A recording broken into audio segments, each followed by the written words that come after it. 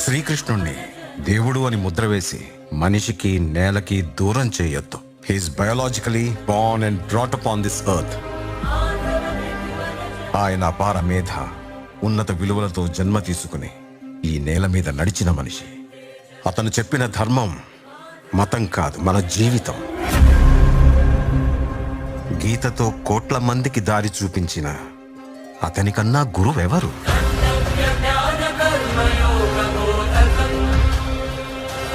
రక్షణ కోసం సముద్రం మధ్యలో ద్వారకా నగరాన్ని కట్టిన అతనికన్నా గొప్ప ఆర్కిటెక్ట్ ఎవరు?